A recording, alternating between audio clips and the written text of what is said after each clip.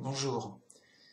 Donc, suite à la vidéo que j'ai faite sur la prière, je vais faire une vidéo pour bien faire comprendre et pour qu'on ait bien conscience de l'omniprésence de Dieu, et ça aide pour la prière. Alors, ce qui est dramatique, c'est que beaucoup de chrétiens ne croient pas et rejettent que Dieu soit omniprésent. C'est dramatique parce que ça fait partie de la connaissance de Dieu. C'est comme si on disait Dieu n'est pas éternel. Je sais pas, attends, on est où là? On est où? Ça pose plein de problèmes logiques. C'est plus Dieu. Donc, c'est grave. Et dont les témoins de Jéhovah, oui, non. Les témoins de Jéhovah ne croient pas que Dieu soit omniprésent. Grave erreur, mais bon, tant pis, voilà. C'est réglé. Enfin, on ne peut plus les changer, quoi, je veux dire. Voilà, c'est grave, mais... Voilà, donc si on suit l'église du monde, on dit, bah tiens, je vais suivre les témoins de Jéhovah, eh ben on a une erreur. Ils ont d'autres mérites. Mais il faut être parfait comme Dieu est parfait, il faut prendre le chemin étroit, il faut toujours chercher la vérité. Donc, je vais expliquer pourquoi. Il y a d'autres personnes peut-être qui doutent que... Et en fait, dans la prière, il faut être bien conscient que Dieu est là, présent. Il est là, il est présent, il voit, il écoute, il connaît. Quand on prie, on prie à cette personne. Dieu, c'est une personne. C'est un être vivant absolu. On parle à quelqu'un, vraiment, et pas des moindres. Donc, l'importance d'avoir une relation personnelle avec Dieu, c'est super important. Et c'est Dieu quand même. C'est Dieu. Tu as une relation avec Dieu. Le Seigneur, souverain, roi de l'univers, éternel. Donc l'importance est absolue. C'est vital. Bien. Donc je vais donner un verset qui prouve tout, qui, voilà, on va me dire, oh, il va inventer un truc pas possible. Je vais répéter la Bible. Là, bam. Allez, j'y vais. Matthieu 6.6. C'est Jésus qui parle. C'est pas moi, c'est Jésus. Mais quand tu pries, entre dans ta chambre, ferme la porte et prie ton Père qui est là, dans le lieu secret. Et ton Père qui voit dans le secret te le rendra. Donc, quand on prie, on se recueille dans le calme et on est dans sa chambre, là par exemple. Je suis dans ma chambre, Dieu est là.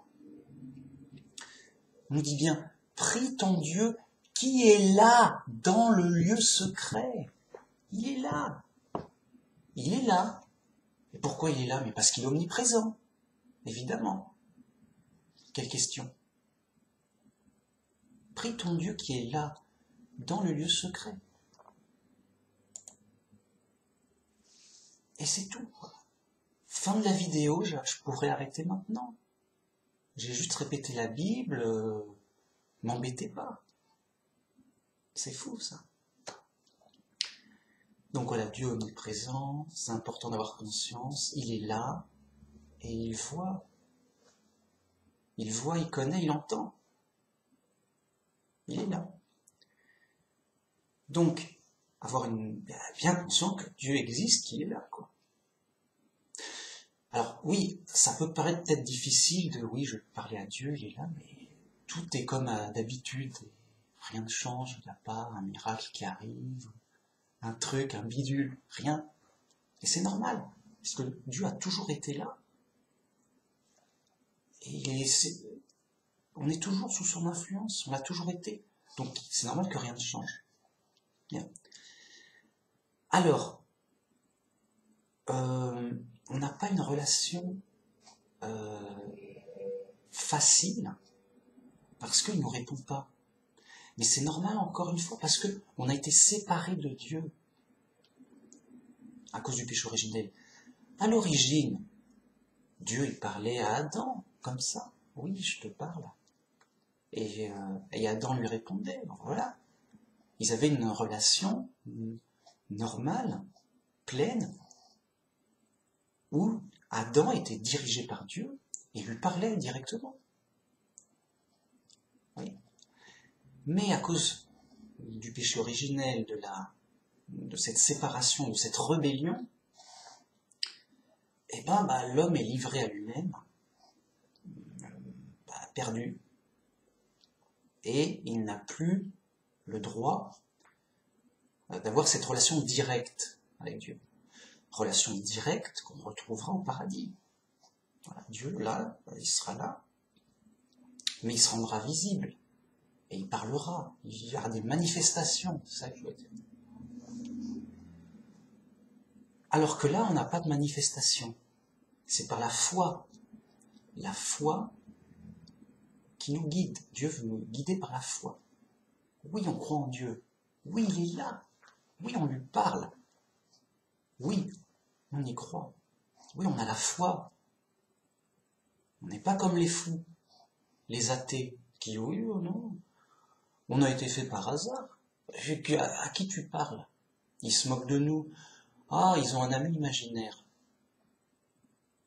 Non mais, c'est vous qui avez un délire imaginaire. C'est comme si deux personnes voyaient une voiture, et la personne dit, bon je vais, la voiture est cassée, je vais aller chez le constructeur de voiture pour qu'il me la change, je sais pas quoi, il y a une garantie qui me la change. Et l'autre lui dit, mais qu'est-ce que c'est que ce constructeur imaginaire? Il y a un constructeur à la voiture. On est d'accord. Ben non. Cette voiture a été faite par hasard. C'est la science qui l'a dit, c'est prouvé. La science, elle a dit ça. Oui, c'est prouvé, c'est réglé. Le hasard a la matière. Voilà. La matière a mélangé le hasard a mélangé la matière. Enfin, la matière s'est mélangée par hasard et la voiture a fini par... On ne sait pas comment. Ok, ben salut. Salut. Le gars est fou, quoi. Et après, il dit, et lui, ce fou, il nous prend pour un fou. Lui, il croit au constructeur imaginaire de voitures. Oh là là, quel fou. On est chez les fous, vraiment. Et quand les fous se moquent de nous, on voit leur folie en plein jour. On dit, mais c'est pas vrai. On essaie par pitié de les faire raisonner. Par pitié. Mais à chaque fois, c'est un mur de folie qu'on rencontre. Et ça fait mal au cœur. On se dit, non, mais rien n'y fera. Vous allez vraiment croire à cette folie. Vous n'avez pas la logique, le bon sens, la réalité, la vérité, ça vous parle pas. C'est fou.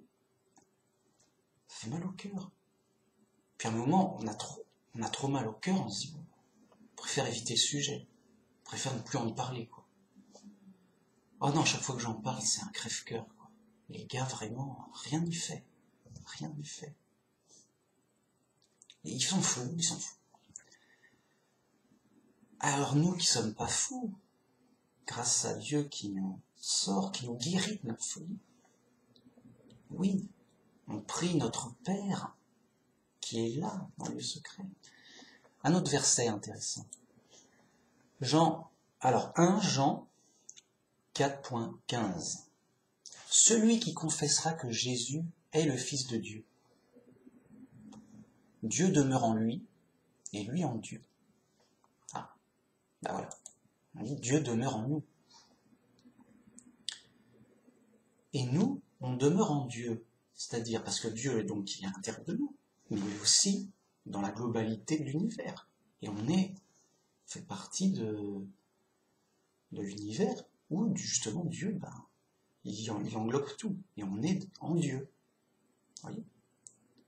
Dieu est partout, donc il n'est pas que à l'intérieur de moi, il est aussi à l'intérieur de vous, des autres, des choses, de partout. Dieu est éternel et omniprésent, c'est-à-dire qu'il est partout, tout le temps. Il n'y a pas un moment, oh, je suis pas en vacances. Non. Dieu, je répète, Dieu, c'est important, ça, à savoir par cœur, c'est la base, c'est connaître Dieu. Dieu, il est éternel et omniprésent. Il faut bien avoir conscience qu'il est partout, tout le temps, à jamais, pour toujours. Partout, tout le temps. On ne peut pas se tromper. Dieu, il meurt pas, il disparaît pas, il n'est pas apparu, il n'est pas né. Voilà. Il n'est pas, là il est là, mais il n'est pas là-bas. Il est parti en vacances, il est dans une autre planète. Vous allez les entendre, ces folies. C'est des fous qui... Ah là là. Et donc c'est important. Alors, on va peut-être me dire, bon, ok, on y croit, mais on voit pas trop l'utilité, l'importance. On va y venir. Mais déjà, ça doit être une base solide, vraiment indiscutable, vraiment la base, le plus solide du roc. Dieu, il est éternel, il est omniprésent. Il est aussi tout-puissant et omniscient. C'est la base, sinon c'est pas Dieu. Vous voyez, donc Dieu c'est Dieu. Dieu c'est Dieu, bah il est éternel, sinon c'est pas Dieu. Dieu c'est Dieu, bon bah il est omniprésent, sinon c'est pas Dieu.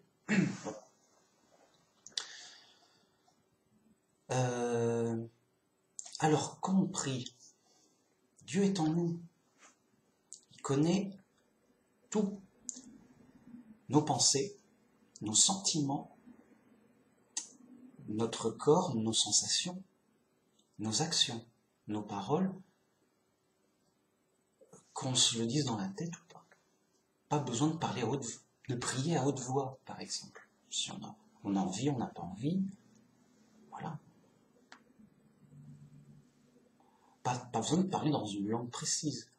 Ah, tu pries pas en hébreu, mais il va pas comprendre Dieu. Le mec, il veut pas se tromper Dieu. Moi, quand je prie Dieu, je prie. Allez, en hébreu, en grec, en latin, en arabe, en araméen, mais pas dans ma langue. Bah pourquoi? Parce que Dieu, il parle pas le français. Ah toi, t'as tout gagné, t'as tout bon, toi. N'importe quoi. Donc, voilà, ça c'est la partie base. Maintenant, allons plus loin, parce que sinon, si je m'emporte, c'est que les gens qui sont contre la base simple, logique et évidente, à un moment, ça m'énerve. Ça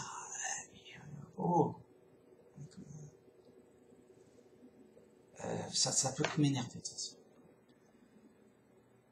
Donc, admettons que le gars est à peu près clean dans sa tête, et que c'est un chrétien qui croit les bases, qui est à peu près bon dans les bases.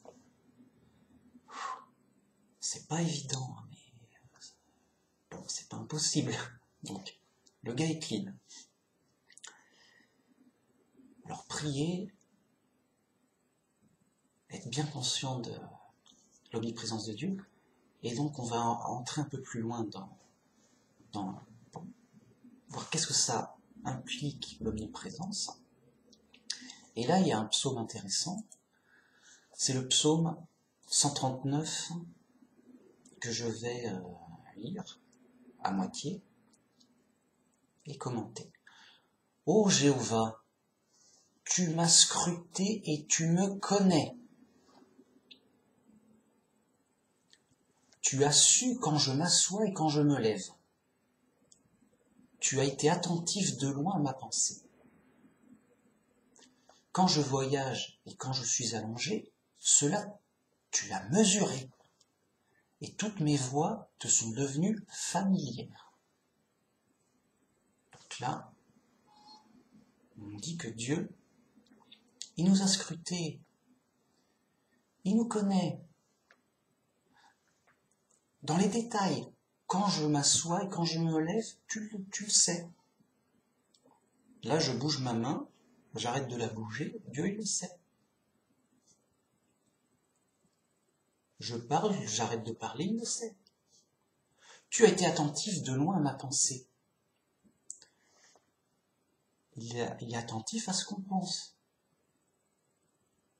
Quand je voyage et quand je suis allongé, c'est pas qu'il le sait, c'est qu'il a mesuré. Il dit, ah, ok, tu t'es déplacé, tu as voyagé à 3 kilomètres. Ok, je note.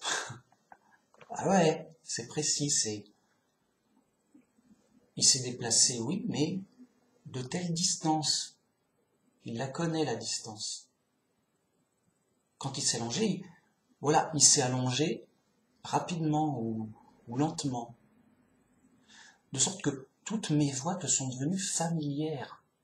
Pour lui, c'est habituel. Il nous connaît de manière vraiment habituelle, comme si c'était nous, comme ça. On se connaît depuis toujours. Voilà. Enfin, il nous connaît depuis toujours, plus précisément. Parce qu'il n'a rien loupé. Qu'on est de bébé à maintenant, tout est connu, noté, mesuré.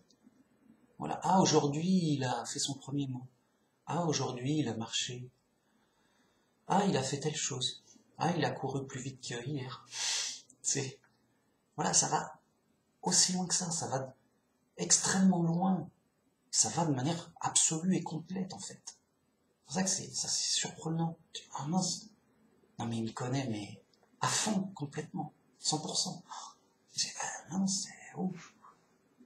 On peut même pas l'imaginer, c'est pas... Voilà, ça va jusque-là. Je poursuis. Car il n'y a pas une parole sur ma langue que, vois, ô Jéhovah, déjà tu la connais entièrement. Derrière et devant, tu m'as assiégé, et tu mets ta main sur moi. Pareille connaissance est trop prodigieuse pour moi. Elle est si haute que je ne puis y atteindre. Où puis-je aller loin de ton esprit? Et où puis-je me sauver loin de ta face? Si je montais au ciel, tu serais là. Si j'étendais mon lit dans le shéol, vois, tu serais là. Si je prenais les ailes de l'aurore pour résider dans la mer la plus lointaine, là aussi, ta main me conduirait et ta droite s'emparerait de moi. Donc là, on voit que bon, on ne peut pas lui échapper. T'es là, il est partout, qu'est-ce qui se passe? Ben oui, il est partout, vraiment, il fallait le dire, ben je te le dis. Bam! Tu peux pas fuir, tu vas dans une cachette, Dieu il est déjà dans la cachette. Et il est déjà à l'intérieur de toi, et là où t'étais, il est. Voilà, il y est déjà, il y est. T'es là, tu vas ici, voilà. Même si il y a une parole sur ma langue, déjà on s'apprête à dire quelque chose. On sait à peu près ce qu'on va dire. Dieu aussi, il sait à peu près ce qu'on va dire. Et il le sait en même temps qu'on le dit. C'est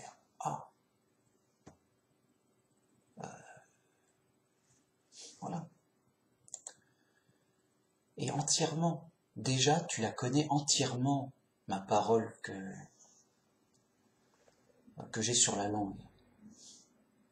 Voilà. Et pour finir, si je me disais vraiment, les ténèbres me happeront, c'est-à-dire me cacheront, alors la nuit sera lumière autour de moi. Même les ténèbres ne seraient pas trop ténébreuses pour toi, mais la nuit éclairerait comme le jour. Les ténèbres pourraient tout aussi bien être lumière. Donc le mec, il sait plus quoi faire. Il dit, comment échapper à Dieu? Comment ne plus être sous son regard? et être observé, scruté. Est-ce possible? Le gars il dit bon, et si j'étais dans le noir complet? Tu vois pas dans le noir. Mais oui, mais Dieu oui, il voit comme en plein jour dans le noir. Il voit comme en plein jour dans le noir. Non, je sais pas, si, il peut. Mais comment? Mais il est partout, il sait tout. Voilà. Et donc, ce psaume est là pour mettre en valeur la puissance et l'omniprésence de Dieu. Pour qu'on se rende compte que tout compte. Tout est connu. Il n'y a pas un moyen d'échapper à quoi que ce soit. En aucune façon.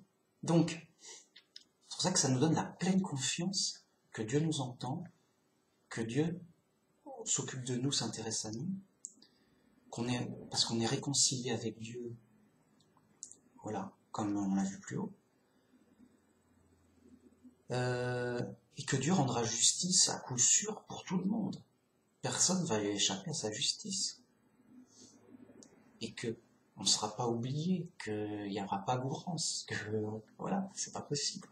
C'est juste pas possible. Voilà, c'est juste non. Ça veut, oh, Dieu dit, oh, j'aurais pas oublié un truc, mais où ai-je mis Manumax? Ah, mais où est-ce qu'il se cache ce Manumax? Je crois que je l'ai oublié quelque part et je le retrouve plus. Vous avez vu Manumax? Là, je suis embêté. Je l'aimais bien, Manumax. C'est un chrétien qui avait une grande foi, tout. Il a fait des super vidéos et tout. Mais là, je l'ai perdu et tout. Non, c'est pas possible. Tu peux, pas une seconde même. Oh.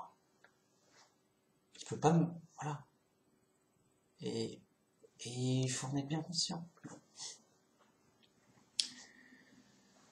Donc, oui, parce que Dieu, il peut pas mourir, même une seconde. Non, on peut pas. On peut pas. Oh. Pas une seconde, non. Donc, Dieu ne peut pas être partout. Il n'y a pas un petit endroit. Donc là, il y a un clavier. Dieu est dans le clavier. J'insiste. Lourdement même. Là, il y a une webcam. Il est dans la webcam. Dans chaque atome. Vraiment partout. Il est omniprésent. Voilà. C'est clair? C'est-à-dire, il est dans l'œil, il est dans l'oreille, dans le nez, partout. Donc, il n'y a rien à cacher ou à faire, à se jouer un rôle avec Dieu. Ça y est, je veux en venir. Il n'y a pas à se dire, ouais, bon, je vais bien me présenter devant Dieu. De toute façon, Dieu, il nous connaît comme s'il nous avait fait. Et il nous a fait d'ailleurs. Donc, voilà, il n'y a pas à faire de simagrées, de rituels, de temps. Dieu, il est toujours là et donc il y a juste qu'à être direct et sincère avec Dieu. C'est, à la limite, t'es obligé d'être sincère dans le sens où, en fait, tu sais qui sait tout déjà. T'as même pas besoin de t'exprimer, bon, tu sais où j'en suis. Tu sais que c'est dur. Tu sais ce que j'en pense, tu sais ce que je ressens, tout ça. Donc, j'ai juste que je le dis dans la prière, plus pour me le dire à moi-même, pour le formaliser, pour marquer le coup. Tu vois, là, je parle à Dieu pour marquer le coup, je lui dis, bon, écoute, là,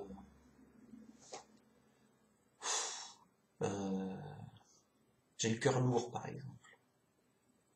Dieu, il le sait déjà, alors pourquoi lui dire? Pour lui dire, pour la relation, pour marquer le coup, pour noter, mais plus par rapport à nous. Tiens, bah, tu vois, je me rends compte que j'ai le cœur lourd. Tu vois, que ça me fait de la peine, les chrétiens dans la confusion. Et que ça m'énerve, tu vois bien que ça m'énerve. Tu vois bien que ça m'énerve, bah, je te le dis, parce que... Et j'en prends conscience. Aussi. Pas que je le savais pas, mais le dire, je marque le coup. Je note. Je l'exprime, ça se voit, je l'ai dit. C'est noté. Voilà, besoin de s'exprimer. On est un être relationnel. On peut pas vivre seul, voilà. Donc on a besoin de relations, de communication avec autrui. Et donc il faut communiquer avec Dieu, avoir une relation avec Dieu. On en a besoin. Et on en a d'autant plus besoin que si on n'a pas vraiment une relation extérieure intéressante, on se sent un peu seul. Donc d'autant plus, il faut profiter de Dieu, d'autant plus. Et même des fois, si on est trop entouré, il y a trop de gens, on voit trop de monde, et là aussi on a besoin de Dieu, parce que on a besoin de souffler, de se recueillir, et de se retrouver seul avec Dieu. Parce que sinon on est trop sous l'influence des autres. Oui. Donc, profiter de l'influence de Dieu, ça se travaille aussi par la prière et la relation. On profite mieux, on en prend plus conscience de l'influence de Dieu et on se recueille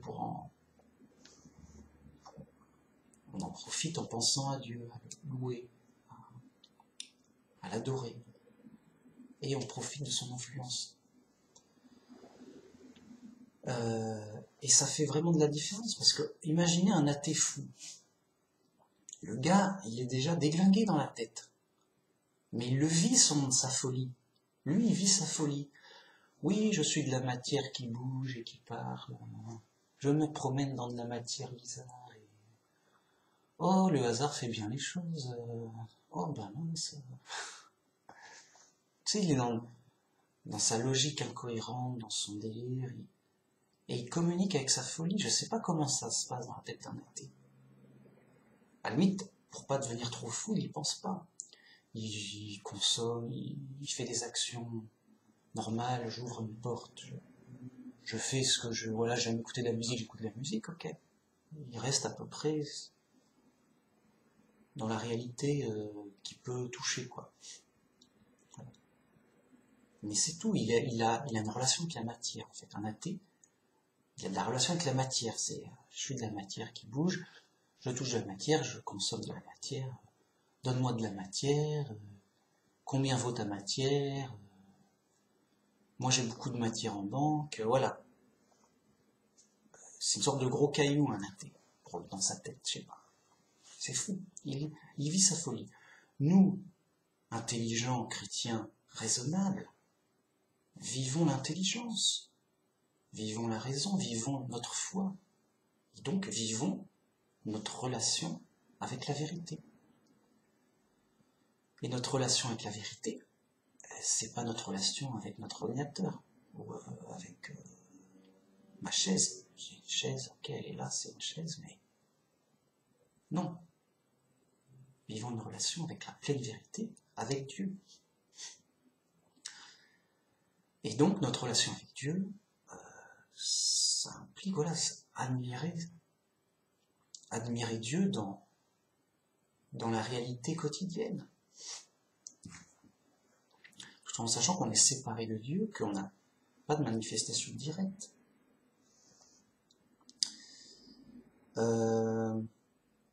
Aussi, pour donner un autre exemple, les prophètes, ils étaient choisis pour être des messagers, donc des intermédiaires, avec les autres, le peuple. Dieu aurait pu très bien parler un peu à tout le monde, et on se débrouille entre nous, voilà. Non, Dieu a choisi un prophète afin qu'il n'y ait qu'un seul message clair et un seul exemple clair et un seul chef. Et donc Dieu, bien qu'il soit séparé de nous, il a fait une alliance. Il dit, bon, vous êtes en prison, mais là, exceptionnellement, je vais faire une alliance et vous donner des infos officielles, quoi. Et voilà, c'est ça, c'est des infos officielles de Dieu, du chef, du patron, quoi. Alors qu'on est en prison, on est séparés, on se doit se débrouiller, c'est la poisse. Donc Dieu, il parle directement à son prophète. Il lui parle, je te parle. Et le prophète, il entend. Dieu me parle. Dieu me parle. Et je lui réponds, bon, oui, vraiment. Parce que Dieu, il peut. Voilà, les gens ils s'imaginent dans le New Age surtout, oui, ok, Dieu, ok, on y croit.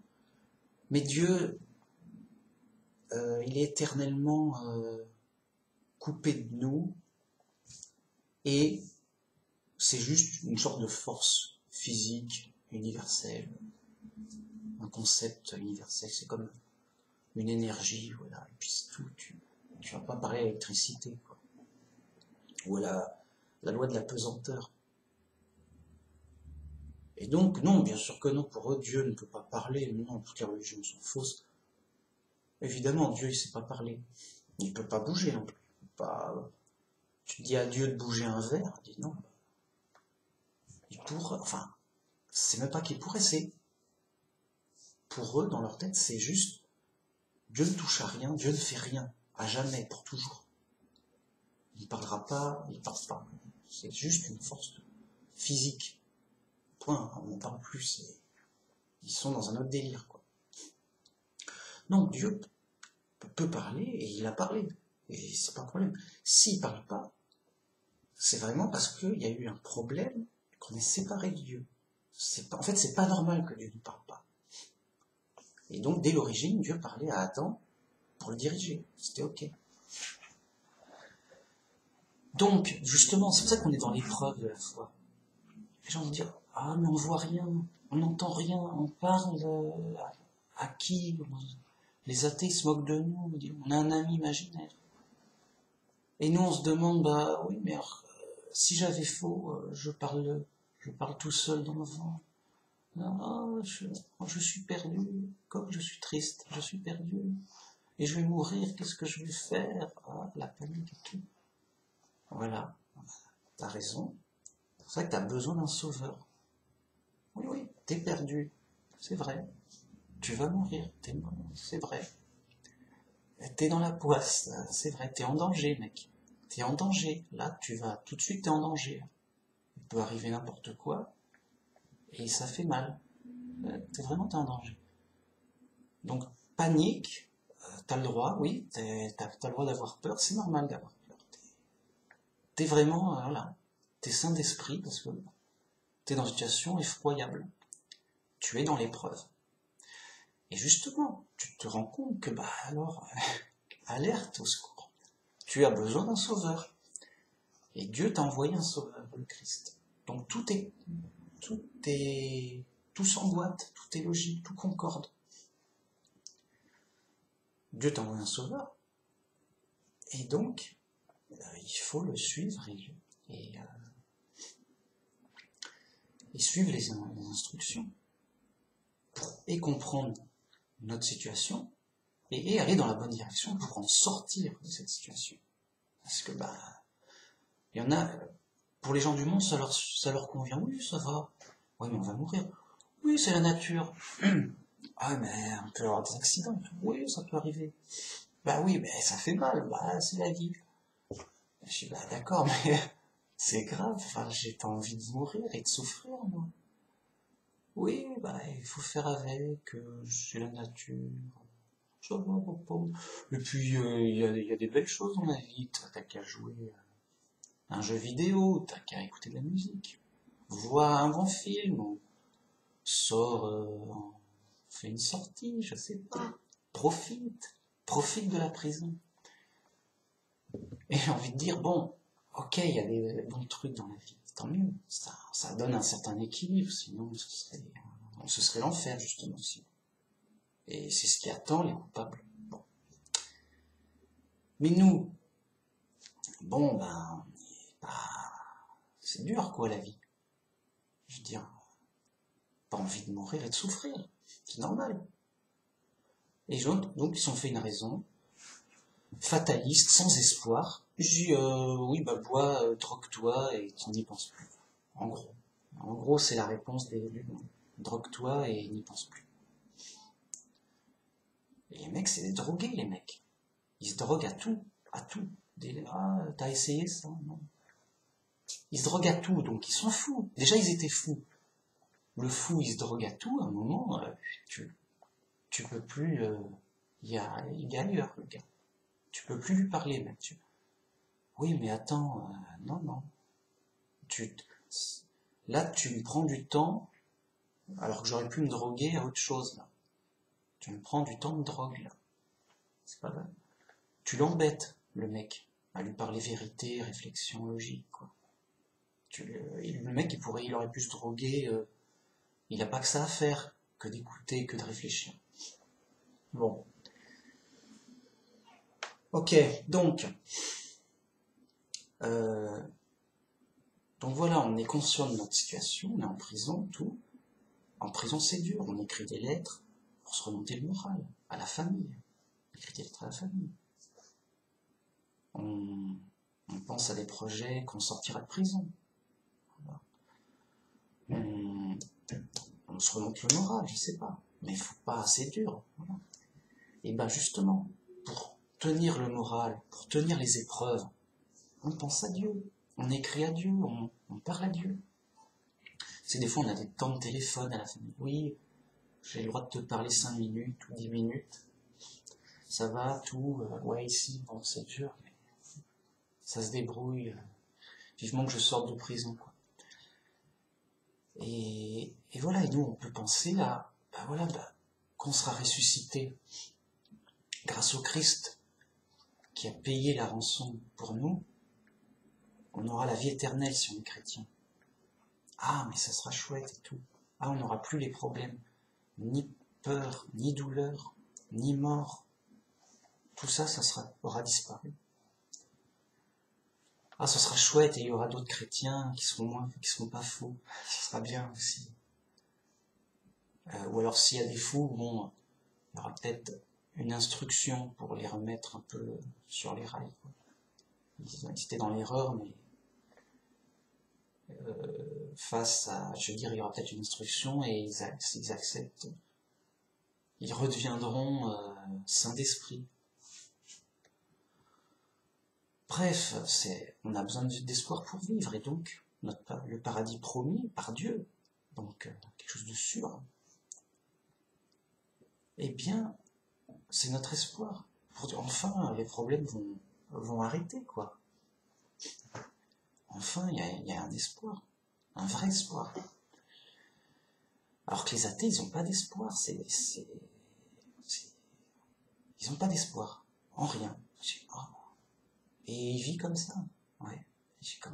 Comment vit un athée? Il peut pas, à moins d'être, je sais pas, comment elle peut vivre un athée?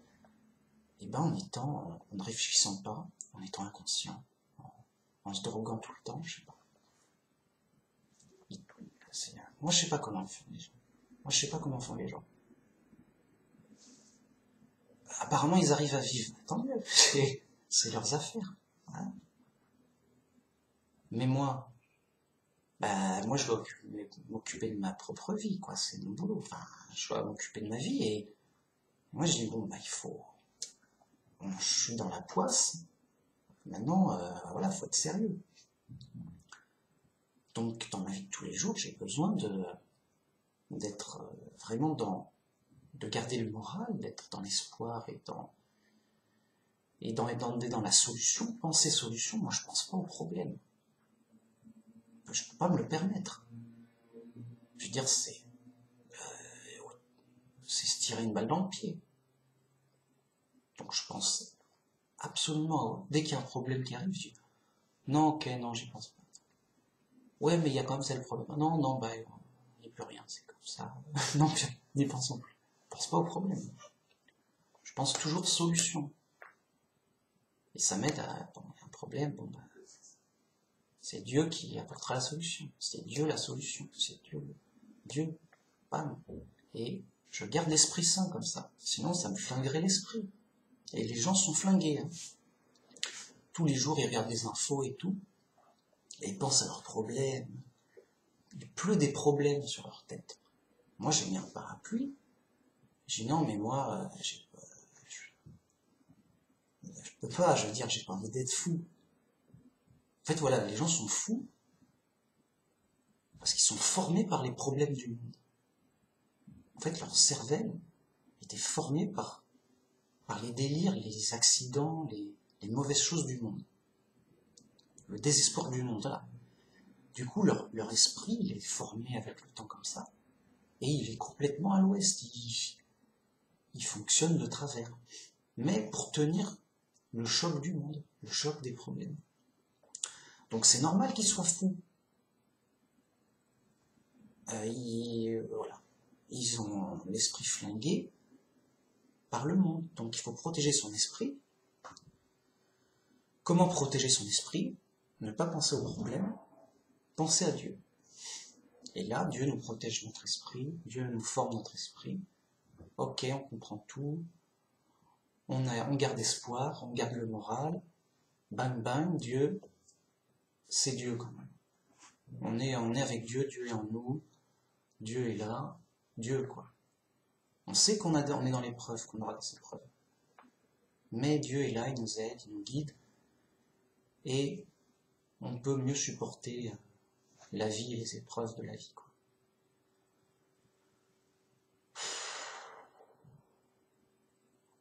Et c'est vital, quoi. À un moment, faut vivre, j'ai envie de dire. Et donc la vie, le but de la vie, c'est Dieu, quoi. À un moment, tu vis, donc tu cherches la vie. Dieu, c'est la vie. Je veux dire, oui. Dieu, c'est la vie et il nous donnera la vie éternelle. Dieu, c'est la vérité et il nous donnera la pleine vérité complète. Donc, vivre pleinement, c'est retourner et aller vers Dieu et être avec Dieu. C'est pour ça que Jésus disait, cherchez premièrement le royaume et la justice de Dieu.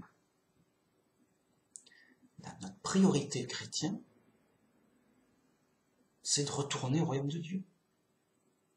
Notre priorité, c'est de retourner vers Dieu, d'aller dans son royaume.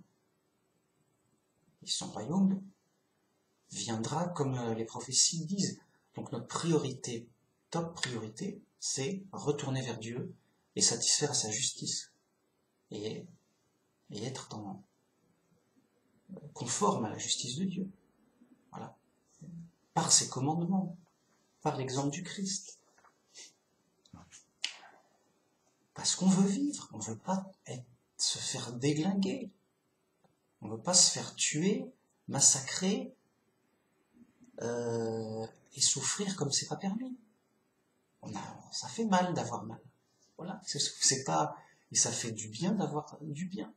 Donc on veut le bien, on veut le paradis. Point.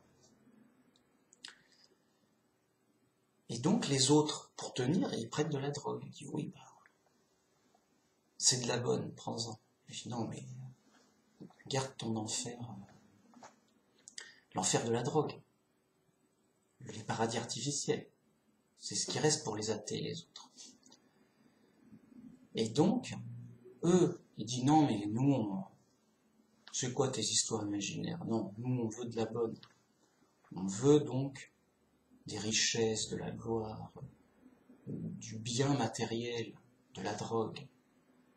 Donc nous, on prend de la drogue, c'est bon. C'est du bon cash. Tout de suite, là, tout de suite, c'est bon. Ouais, mais attends, mais réfléchis, c'est de la drogue. Tu vas, à coup sûr, tu sais très bien que tu vas aller dans un enfer, l'enfer de la drogue. Tout le monde le sait. Ouais, bon, voilà. Donc, c'est du faux usage de faux. C'est un faux paradis, c'est du faux bien. La gloire et la richesse du monde. Oui. Et d'ailleurs, après, les gens, de toute façon, il n'y a rien de mieux, il n'y a rien d'autre. Et voilà, ils sont dans le désespoir.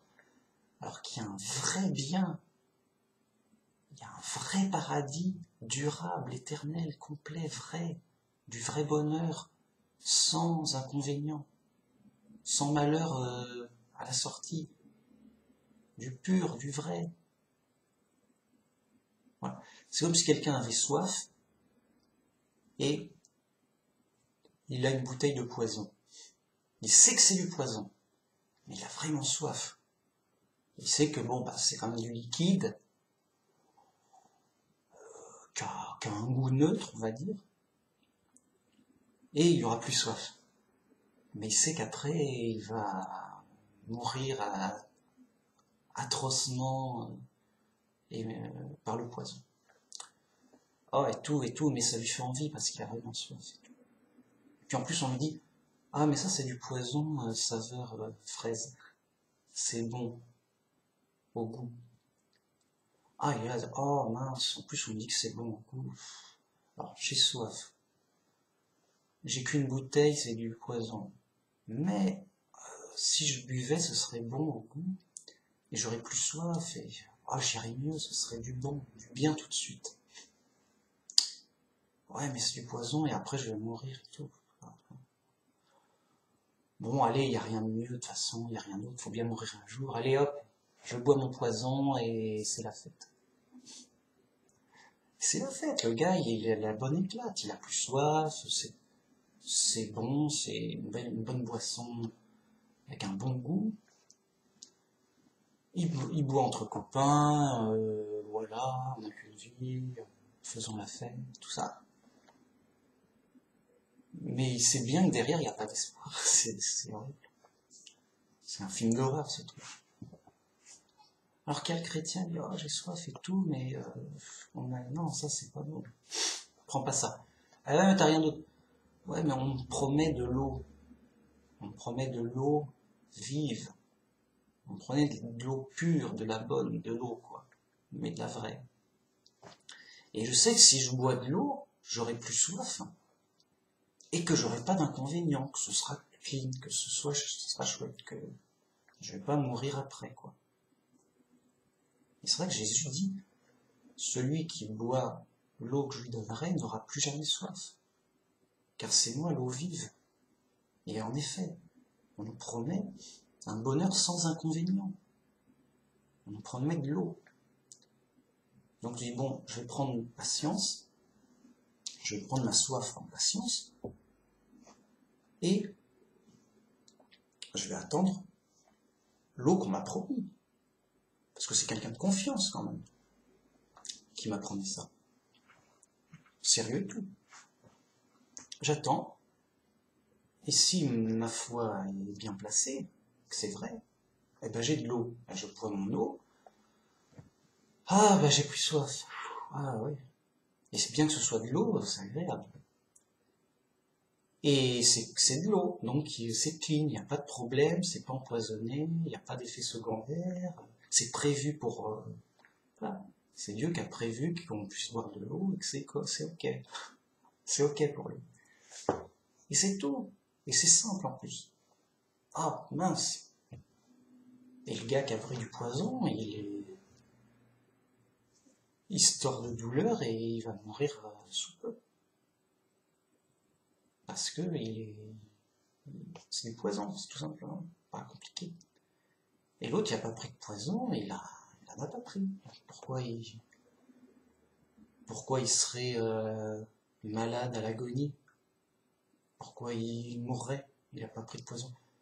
Alors bon, il a un peu soif, mais ça va, c'est pénible, mais ça reste raisonnable, on va dire. Puis après, il a pu boire de l'eau. Donc ok, il est remis à niveau, quoi. Il est clean, il est en bonne santé. Il est content. Et il est content de ne pas avoir pris du poison. Il dit, bah oui, bon, d'accord, c'était cool quand on a pris, mais là, dur, quoi. Ah, ça fait mal au cœur. C'est un film d'horreur. Moi, je regarde pas les films d'horreur. Non, mais vraiment. D'ailleurs, je vous le conseille à vous. Tout ce qui est film d'horreur, violence, tout ça. Alors, bon, après, c'est relatif, mais faut faire gaffe que ça nous flingue pas la tête. Ça peut faire mal, ça peut faire... Après, on se dit, ah ouais, mais moi, si je me retrouve dans la situation... Alors le gars, il a sa tronçonneuse, il va me couper en deux, tout. Ah, et qu'est-ce que je vais faire? Et Dieu, est-ce qu'il va il va pas me protéger, Dieu? Le gars, il panique, quoi. Donc, on est dans le monde avec ses poisons. Et en gros, on va vous envoyer 3 poisons, en gros. On va essayer de vous faire peur. On va dire, voilà, écoute, on est obligé de se défendre. Et, voilà, on va vous faire peur et on va vous dire, il y a des problèmes, il y a des problèmes. Allez, allez, sinon c'est... On va envoyer des poisons de problèmes, de peur. Évidemment, on va envoyer des poisons de folie, d'ignorance. Théorie de l'évolution, tout ça, machin. Et les mecs, oui, les scientifiques ont dit, c'est ok, c'est prouvé et tout. Ah non, c'est faux, c'est les mecs fous, quoi. Tout le monde est fou, donc à un moment, tu dis, mince, tout le monde dit ça, qu'est-ce que je vais faire? On est dans l'épreuve, c'est dur. Puis après, on va vous envoyer des poisons de tentation. On dit, viens, regarde, il y a des super, on va s'amuser, on va prendre de la drogue et tout. Non, non, arrête. C'est de la drogue, ça peut partir en vrille facilement, on n'a plus ses esprits, ça peut entraîner d'autres choses. Non, faut pas, quoi, c'est prudent. Et partout les épreuves du monde, tout ça. Et donc, on est perdu, quoi, c'est fichu, mec. T'as aucune chance d'y échapper.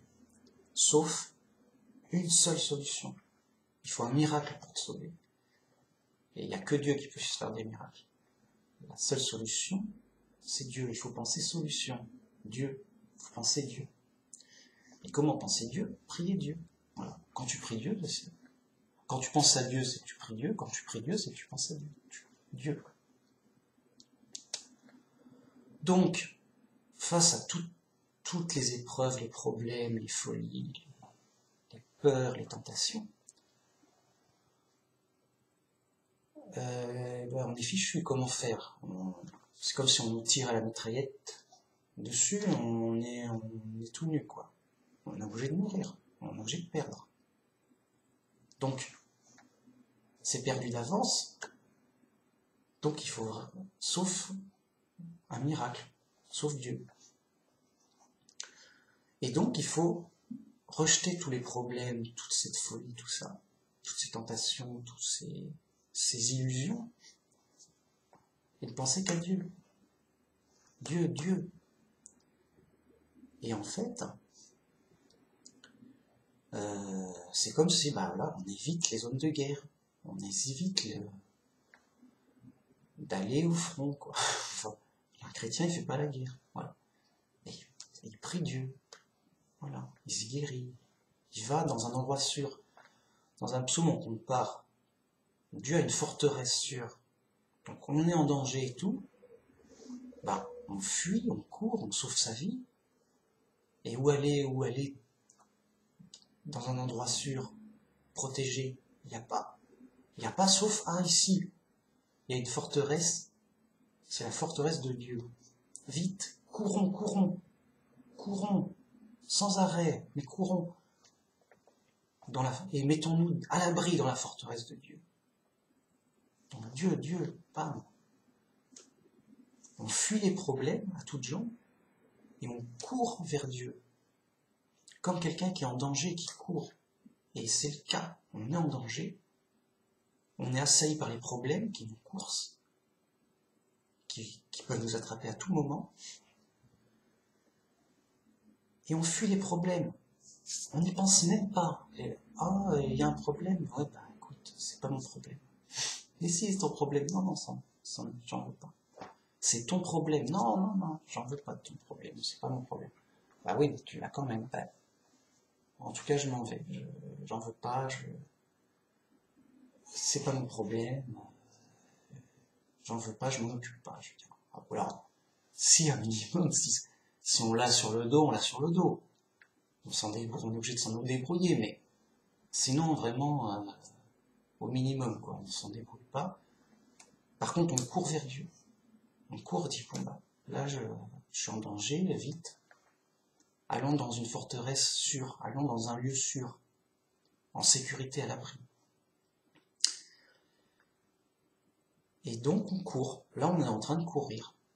On court, c'est la course, le bon combat du chrétien, la course de la vie. on est dans l'épreuve, on court vers Dieu, et on sait que c'est une bonne course qui amènera une bonne récompense. C'est un bon combat qui amènera une bonne récompense, et qu'en effet, à la résurrection des morts, on sera vraiment et réellement dans un lieu sûr. On aura vraiment une vraie récompense. On sera vraiment heureux. On n'aura vraiment plus de problème. Grâce à la seule solution, Dieu, qui nous a donné, grâce à l'intermédiaire du Christ, au nom du Christ, et ce sont des sacrifices. Donc voilà, tout ça, ça permet de bien comprendre l'ensemble, la cohérence, la logique de l'ensemble, et de savoir, qu'est-ce qu'on fait?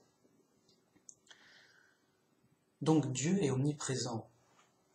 Encore un petit mot là-dessus, pour dire que c'est logique, parce que, tant que Dieu ne soit pas omniprésent, alors il est où? Ah, il est sur tel nuage, ou telle planète. Ah, d'accord. Bon, alors, admettons qu'il soit sur Jupiter. Bon, il est sur Jupiter, il s'occupe de Jupiter, il est sur Jupiter, quoi. Et sur Terre et tout, il n'est pas là. Ou même plus loin, parce que l'univers c'est infini. Il n'est pas là-bas, il ne s'occupe pas de là-bas. Alors ils vont me dire, oui, mais Dieu est tellement puissant qu'il peut voir et agir à l'infini. Ah ok, mais alors, si moi je prie, il écoute ma prière, de loin. Ouais. Ouais, mais si toi tu pries en même temps, il écoute laquelle de nos deux prières? En fait, il écoute les deux en même temps. Oui, mais ça va pas. Et s'il y a un bruit de camion qui passe, il entend toujours. Oui, il filtre les sons et il les entend en même temps, là, parce qu'il est tout puissant et tout. Ah ok. Ah ok, d'accord. Ah, c'est marrant ça. On aurait presque dit que c'était comme s'il était omniprésent. Ouais, mais il n'est pas omniprésent. C'est comme s'il était omniprésent, mais il n'est pas omniprésent. Il est vraiment sur Jupiter. Bon, ok. Donc en fait, tu veux me faire croire que Dieu, il est à un endroit, mais il peut agir à l'infini dans toutes les directions en même temps. Ouais, parce qu'il est tout puissant, tu vois. Non, mais déjà, la Bible te dit qu'il est présent par les versets que j'avais trouvés dans une autre vidéo. Et ça, tu crois pas à la Bible, je peux rien. Mais ensuite, d'un point de vue logique, c'est bien parce que Dieu est omniprésent que justement, il sait tout partout, puisqu'il y est. Il sait tout. Là, je bouge mon bras, il le sait parce qu'il est là et il voit que mon bras bouge. À chaque seconde, il n'y a pas un truc en temps réel. Donc, toi, tu vas pas faire croire que Dieu, il surveille chaque atome de l'univers, de là où il est, en temps réel, en même temps, tout le temps. Avec... parce que sinon, ça sert à quoi d'être près ou d'être loin? Tu vois? Si t'es... Toi, donc, Dieu, c'est bien parce qu'il est omniprésent que la distance n'a plus d'importance. C'est ça que je veux dire au final. Donc que le gars soit sur notre planète à l'infini, enfin à l'infini, le gars soit sur notre planète à une galaxie lointaine, dont les distances sont juste innommables, et ben ça n'a pas d'importance pour Dieu parce qu'il y est déjà là-bas. Comme le dit le psaume. Moi, écoute, ne m'écoute pas moi, hein. Écoute le psaume, écoute la Bible. Après tu m'écoutes. Tu dis, ah ok, ça correspond au psaume, à la Bible. Bon, je vais peut-être un peu t'écouter, mon Max, mais pas trop, hein. Attention, hein, je me méfie de toi. Voilà. Mais au moins, écoute la Bible. Bon. Donc, c'est bien parce qu'il est omniprésent que les distances ne comptent plus. Et c'est bien parce qu'il est omniprésent qu'il peut agir à 1 milliard d'endroits différents en même temps. Et donc, il est multitâche, qu'il peut le faire. c'est bien l'explication logique, tu vois, dans la tête logique. Et donc, c'est une banalité ce que je dis, mais si donc c'est pas un obstacle pour Dieu, la distance et agir en deux endroits lointains différents, en même temps, donc d'agir en plusieurs actions différentes dans des lieux différents, mais en même temps, c'est bien parce qu'il y en a présent que ça ne pose aucun obstacle, aucun problème. C'est bon, c'est fait, c'est ok. Et qu'au contraire, si c'était pas omniprésent, ce serait des obstacles, des problèmes. Ah ouais, mais là je suis au four, je suis pas au moulin. Ah ouais, mais là je suis à Paris, je suis pas à Marseille. Ah ouais, mais là je m'occupe d'un tel, je peux pas m'occuper de toi qui est juste à côté. Là j'écoute un tel, donc je peux pas t'écouter toi. Voilà, j'écoute toi. Et donc, eux, ils vont me répondre à coup sûr. Ah les gars, fous, les gars, t'es sûr que les gars ils sont fous et qu'ils comprendront. Bon. À coup sûr, ils vont dire, oui, mais ça c'est ta logique humaine, mais Dieu, il est au-delà de la logique, il n'a pas besoin de logique. Bref, on s'en fout de la logique. Dieu, voilà, il peut être illogique s'il veut. Ça nous dépasse, voilà. Ok, je vais être cool. Ok, admettons qu'on se fout de la logique. Mais attends, mais dans ce cas-là, mais on peut tout dire sur Dieu. Voilà, Dieu est 3 en 1, par exemple. Quoi, Dieu est 3 en 1? Et pour... Non, t'arrives, voilà, Dieu est 5 en 1. Ouais, pourquoi tu dis ça et tout? Bah, je dis ce que je veux, Dieu est pas logique. De toute façon, il est au-delà, il est mystérieux, il est ce qu'on veut, quoi. Enfin, entre guillemets. Voilà, on peut partir n'importe où. C'est bon, Dieu, c'est une chaise, Dieu...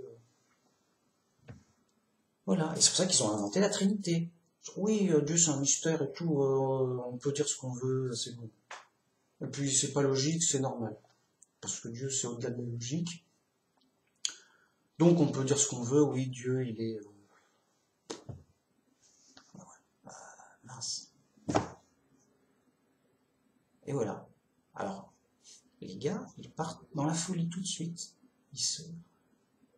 Pas de respect pour la logique, quoi. La logique c'est coller à la vérité. Si tu respectes pas la logique, tu respectes pas la vérité. Bon, faut que ça soit clair dans la tête. Là. Donc, respectons la réalité, la logique, la vérité. Sérieux, les mecs. Ça se respecte. Si on ne le respecte pas, on a intérêt d'être chargé en preuve et surprudent. On est en terrain miné, là. Je rappelle qu'on doit rester simple et pas prendre de risques. Donc les gars, en fait, pour répondre, ils vont se dire on s'en fout de la logique. Voilà. On dit ce qu'on veut sur Dieu. Allez, il est 3 en 1.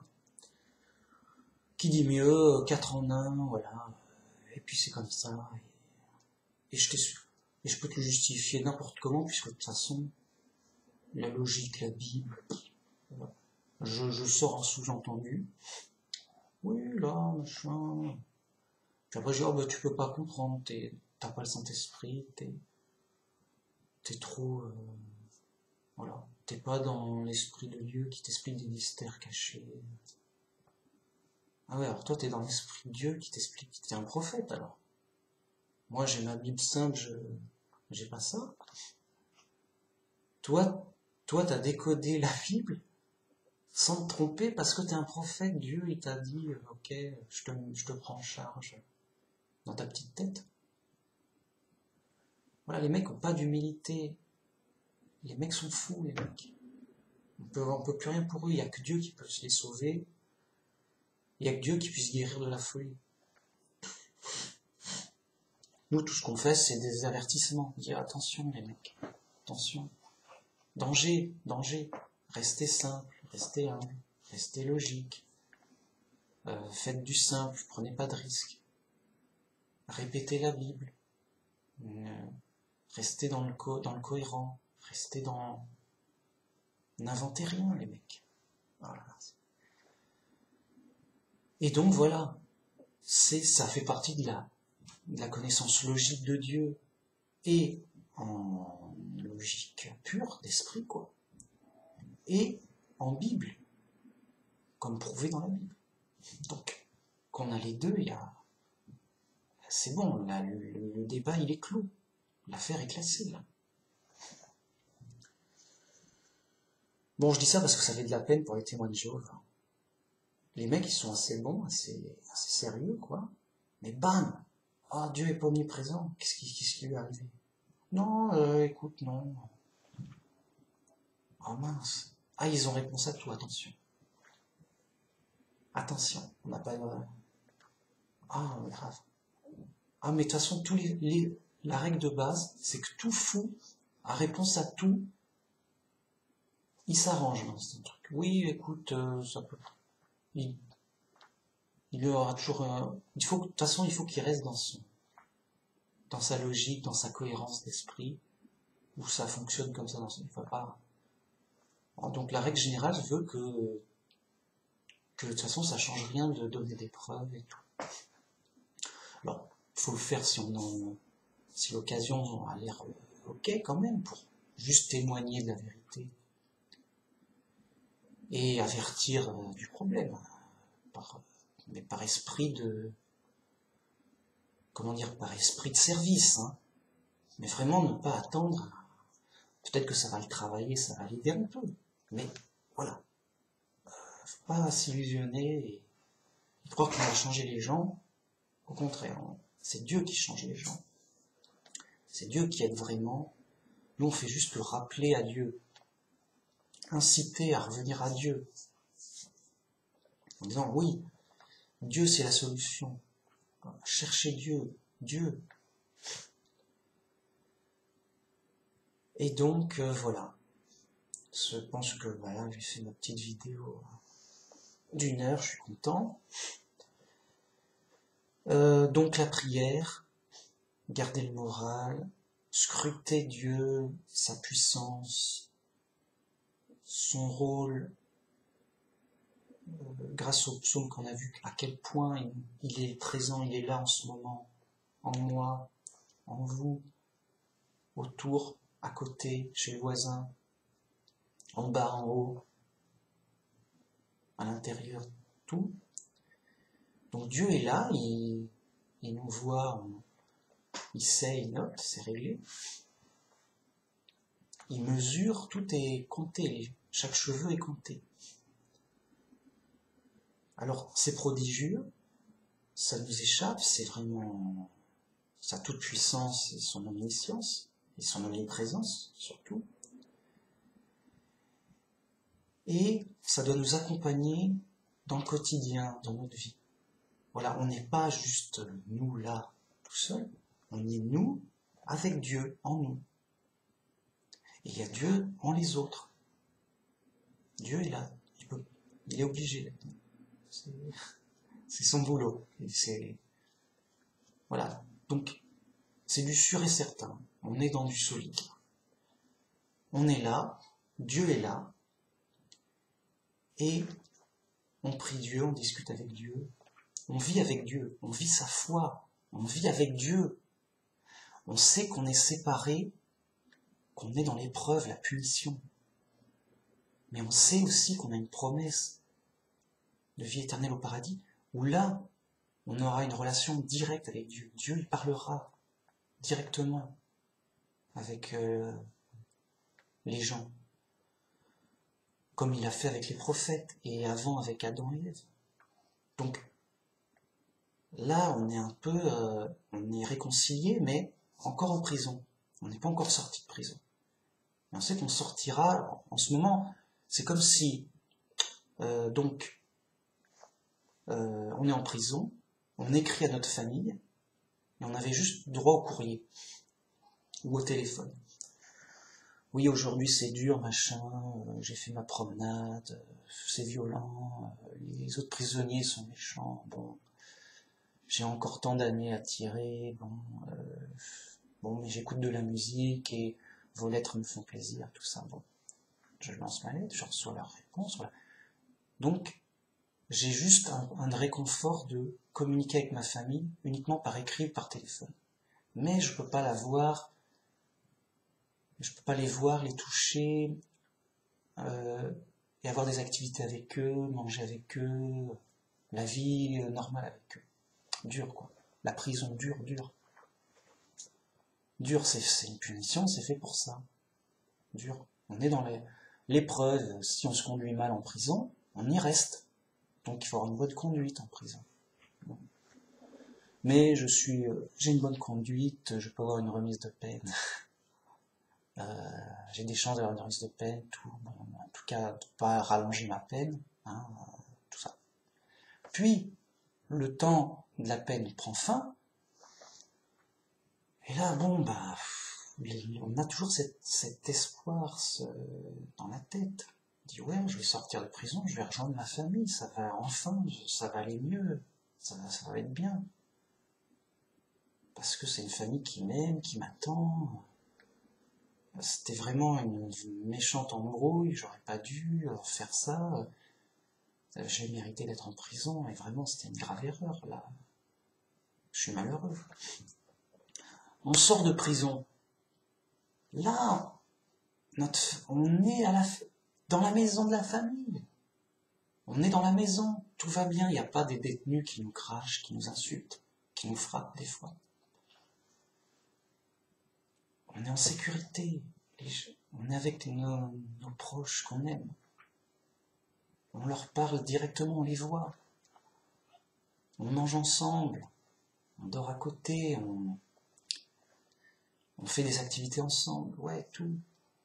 On a plus de choses, on profite plus, il y a la télé, il y a la salle de bain, c'est pas des douches dégueulasses, tout.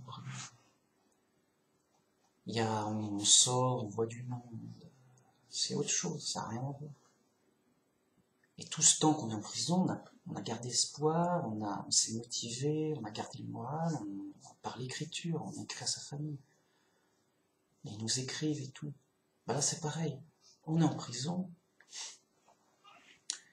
on doit se repentir de nos mauvais penchants, de nos mauvaises actions. Oui, et on doit remercier Dieu de nous promettre de nous sortir de prison grâce au sacrifice du Christ. Et nous promettre, voilà, quand vous sortirez de prison, ce sera génial. Ce sera bien. Et on a cet espoir. Et on garde le moral. Et on se dit, voilà, mais là je suis en prison, c'est dur, et encore un jour difficile, tout ça, tout, mais bon. J'espère que ça marchera, que je progresserai, que ça ira bien, que je pourrai... Voilà, on parle à Dieu tout le temps. Pour nous motiver, pour justement dans les épreuves, pour nous aider dans les épreuves, à mieux les supporter, pour nous guider, à mieux comprendre. Et voilà, c'est aussi important, et même plus, que le gars dans sa prison qui écrit à sa famille, qu'elle y tient, et que c'est son seul lien à la vie, son espoir. Il n'a pas envie de sortir de prison sans rien dans la rue, comme ça, comme si il n'a plus qu'à y retourner. Il n'a plus qu'à retourner en prison, quelque part. Ok, bon, je vais essayer de trouver un boulot pour vivre, et dur, quoi. Personne ne me connaît, tout. Bon, quand même, il a peut-être un petit espoir de refaire sa place, et que ça aille mieux, quoi. Parce qu'il a vraiment pas envie de retourner en prison, mais dur, alors que là, il a sa famille, vraiment, tout va bien, quoi. Vraiment. Et ça, c'est dur, mais voilà, il a quelque chose, il a un espoir, un vrai espoir, pas... C'est les athées qui, ils ont pas d'espoir, donc ils sont jaloux, ils sont fous, de toute façon ils s'en foutent. Ils se disent, oui, oh, vous inventez des espoirs, oh là là, vous êtes encore des enfants, et tout. Vous inventez des espoirs pour faire joli. Non, nous on est sérieux. Nous on est sérieux, et on vous dit qu'il n'y a pas d'espoir, enfin, croyez-nous, on est des gens sérieux et tout. Et on peut vous le prouver, regarde là, y a des morts, des accidents. Oh, regarde, tiens, tu l'as vu ce problème? Et ils te font un inventaire de tous les problèmes. Ils bouffent du problème. Vas-y, bouffe, bouffe. Tu vois? Alors, tu vois tous les problèmes? Hein, tu les as bien bouffés. Ok, bah maintenant, écoute, moi je suis sympa, j'ai une solution. On va bouffer de la drogue. C'est de la bonne. Ça, c'est la vie, mec. C'est de la bonne drogue. Après, il va me dire, bah viens. Tu vois, on n'a rien à foutre, on va bouffer de la drogue. Donc, une fois qu'il t'a flingué la tête avec les problèmes du monde, il va te finir ta tête, il va te la finir à la drogue, pour que tu deviennes bien fou comme lui. Le monstre, c'est juste un monstre, les gars. C'est juste un maté banal, hein. Et en fait, il est fou, il faut pas trop lui en vouloir, il est fou. C'est le gars qui dit, non, il n'y a pas de constructeur de voiture. Ta voiture, elle est en panne, on n'y peut rien. Tu la laisses et t'attends qu'avec de la chance, tu trouves une autre voiture. Dans la forêt, je sais pas. C'est le hasard qui a fait les voitures. Moi, je sais pas comment. Le gars, il est aussi fou que ça. Et il se moque de toi parce que tu crois qu'il y a un constructeur de voiture. Donc, protégeons notre esprit. Et justement, donc, cet espoir qui nous fait garder le moral, qui est un vrai espoir, qui donne la vie par le moral, qui nous donne une joie spirituelle, dans l'épreuve quand même. On en a rudement besoin. C'est ça que je voulais dire. Sinon, pour quelque part survivre dans le chaos, il faudrait devenir fou comme les athées. Je te dis, non, moi tout va bien, je me plains de rien, relax, tout baigne. Oui, c'est la vie, il y a des problèmes, oui, il y a des morts, oui, il y a des maladies. Oui, oui, c'est moche, oui, on souffre, oui, bah, c'est la vie, il faut savoir profiter de la vie aussi. Prendre de la drogue, regarde pas que les mauvais côtés. Les mecs relax, cool, les mecs ils sont dans le chaos, ils sont dans la boue jusqu'au cou, ils font un bain de boue comme ça dans les marais. Oui, ça va, relax. Comme quelqu'un en prison qui dit voilà, ici c'est 3 étoiles, t'es servi, tu dors quand tu veux, relax. Le gars il se plaît en prison. Mais je dis bah reste en prison. Il n'y a pas de problème, mec. On va pas te la voler ta vie en prison. Moi je veux pas t'embêter. Tu veux rester fou, tu veux rester en prison. Écoute, moi je suis chrétien, je t'assure que je t'embêterai pas. Reste en prison, reste fou. Qu'est-ce que je te dis? Moi je veux bien t'aider, mais peut rien t'imposer. C'est pas chrétien. Et même ça marcherait pas. Donc, le gars il est content en prison, il est content d'être fou. Bah, tant qu'il est content, il est content. À un moment, bah, il va peut-être pas être content, dire ah ouais, mais quand même, dur quoi. Bah oui, mais ouais, c'est la vie, on va lui répondre. C'est la vie. Hein. Ouais, mais dur quand même. Ah oui, mais c'est normal, enfin, c'est la nature, je sais pas. Bon, voilà. Bien, j'ai bien fait le tour, donc faut savoir s'arrêter. Les bonnes choses ont une fin. Donc à la prochaine, c'est ça.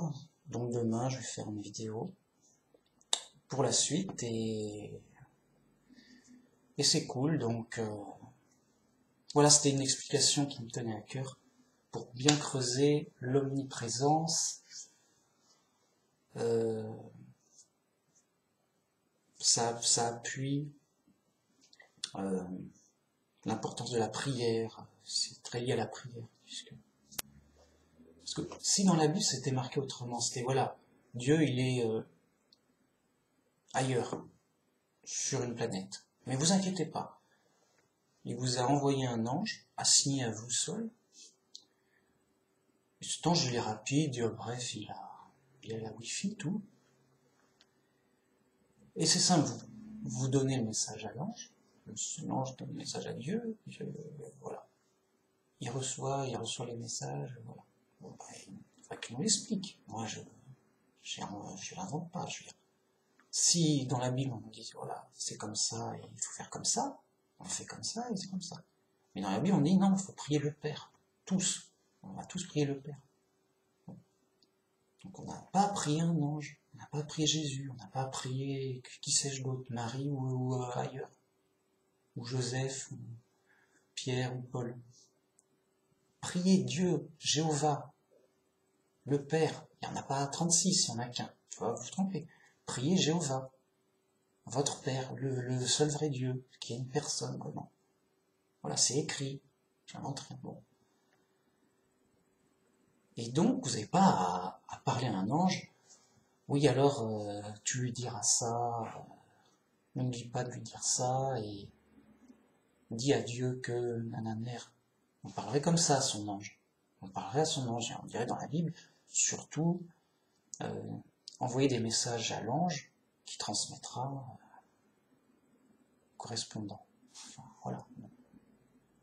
Dire voilà, Dieu s'organise comme ça, chacun a un ange, pour chacun il s'occupe des affaires courantes, tout ça. Je sais pas. On va pas inventer comment s'organise Dieu, voilà. Mais c'est pas écrit ça du tout. Vous voyez? Ou si Dieu n'est pas omniprésent, on dit, ah, voilà. Attention, Dieu n'est pas omniprésent, il est à tel endroit seul. Donc il n'est pas en vous, il n'est pas là. Donc il vous entend pas, ou si vous entend, il vous entendra de loin, mais voilà. Voilà. Bref, que la Bible le dise. Ne m'écoutez pas moi surtout. Écoutez la Bible. Et après, écoutez-moi si ça colle, et si ça vous semble vraiment tenir la route, mais Bible en priorité. Bible simple, hein, faut pas délirer avec, quoi. Donc voilà, s'il y a un truc important à savoir, c'est la Bible qui doit le dire. C'est la Bible qui enseigne. C'est pas moi, c'est la Bible. Moi, je le répète et je commente. Je donne mon point de vue, ma foi. Peut-être que je me trompe, attention. Je me trompe peut-être sur 2-3 trucs. C'est à corriger, on ne sait pas. Donc, prudence. Et voilà. Petit avertissement de sortie, là, vite fait. Avant de finir, vite fait, bien fait. Allez, merci, au revoir.